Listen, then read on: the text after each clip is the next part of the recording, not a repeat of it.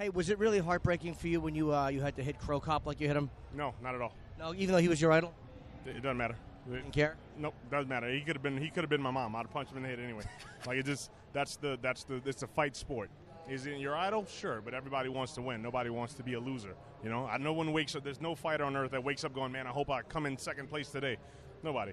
So yes, is he an idol? Sure. Do I look up to him? Yes. Did I respect him? Completely. Did I try to knock his brain out of the back of his head when I punched him? Yes. Now, what did you say to him, man? What do you say after you beat somebody up? What do you say to them I mean, 'cause I've always been on the other end of it. What do you actually say after you beat a person up that you like? What are we going to eat tonight? Really? I'm going to order pizza in my room if you want to come by. So it's right back to normal. Instant. Instant. How was the transition going from kickboxer, being at the top of the game, and then having to start all over here and work your way up? I mean, you did it really fast, but how was that transition? It's pretty difficult, I'll say. It's physically taxing. Going an entire career kickboxing and then starting to learn to wrestle at 30, oh man, I've got more injuries in a year of just wrestling practice than I do in 10 years of professional fighting.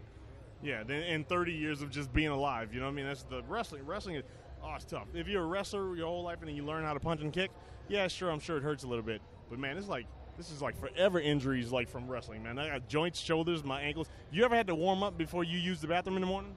Before you get out of bed? Me, no. I just go shit right away. Yeah. In bed? Or If there's one thing I can do, I can eat and shit. Yeah, you're right. Yeah, man, I've got to warm up just to walk to the bathroom, man. It's my ankles. Oh God, it's terrible. Oh, so it's hard for you to just do normal stuff. Yes, everything hurts. It hurts standing here right now, so I'm holding on this pole. Really? Yeah. The champ is over there, Junior. Do you have an urge to go over and just smack him? Not at all. Not even kind of. I tell him what's up from way back here, and that's it. You pretty much act like the rest of us do when we see him. Yeah, I know. Just wave and hope he's not in a bad mood. Now, you obviously want to fight him eventually, right? Yeah, sure. Yeah, I mean, of course. I mean, like I say, if you're a fighter, you want to be the best. There's no fighter that wants to be second best. You want to be the best. So I'd fight him tonight, right here inside this on camera. I'll do it. I'll do it. He can't hear me though. I can say that. No, but we could tell him though. We don't. We don't have to do that. I don't make bets on fights. Check Congo. Who saw that coming? Nobody. You had him. You had knocked him out. I think I'm still winning 2-1. All right, but like you can never. Anything can happen. I mean, that must have flipped you out that you knocked him out. The fight was pretty much over, and he came out of it and then got you. When I woke up, I still thought I won. I thought I'd won. I thought I had like people in movies, they flip out and they wake up and there's like 7 dead rabbits and they're like, oh God, what happened? I thought it was one of those. I didn't even know I was laying down.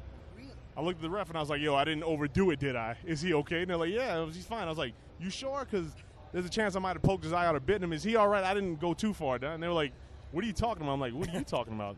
The guy said, yo, man, you're on the ground. I'm like, I'm not on it. He's on the ground. And the doctor, I said this before, the doctor asked me, could you do me a favor and try to sit up for me? Which I looked at him in a very arrogant manner and said, how am I going to sit up if I'm already standing? You're the worst doctor ever. How did you get this job, man? You're terrible. And then my feeling in my hands came back, and I felt that I was on the mat and started celebrating. It was weird. You did? I've never been knocked out before. I've gone a 10-year career, every fight going, shit, I hope this isn't the time maybe this is going to be it. And every time I get out of a fight, going, whoo, made it out of another one. Man, I went 10 years worried about being knocked out. And as soon as it finally happened, I was like, oh, God, it happened. So now I don't have to worry about that aspect. Whoo, it's done. It's like being a kid and you're afraid to get on that big roller coaster. Every year you stand in line, but you don't get on it. And you finally get on it, you're like, oh, man, that's over. Now I can get on this all the time. I'm not saying I can get knocked out all the time now, but now I'm not like the fear of being knocked out.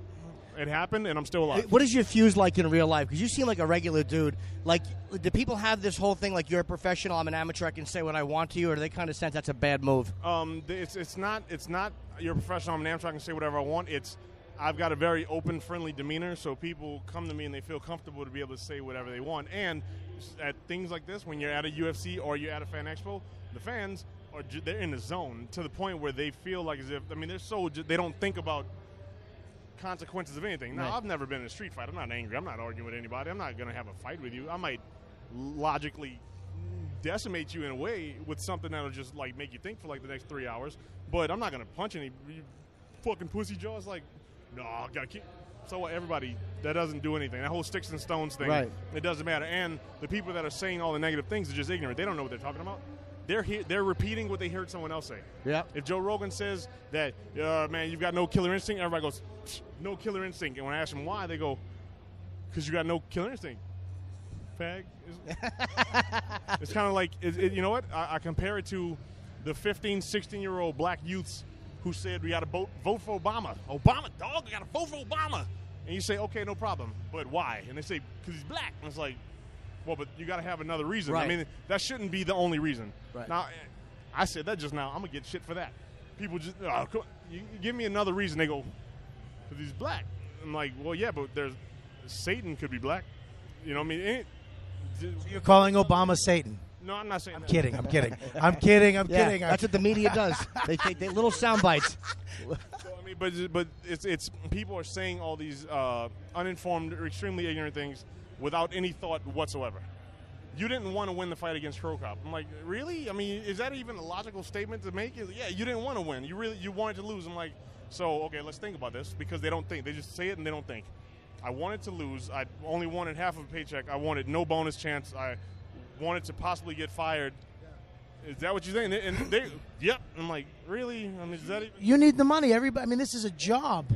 And it doesn't matter. It doesn't matter who out there on earth says, man, I'd fight for free. It's like, you wouldn't. No, you wouldn't.